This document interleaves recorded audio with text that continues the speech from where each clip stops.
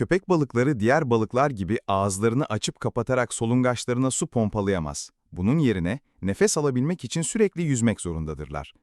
Eğer dururlarsa solungaçlarından su geçmez ve nefes alamazlar. Yani uyurken bile bedenleri hareket halindedir. Kısacası köpek balıkları için durmak, nefes alamamak demektir.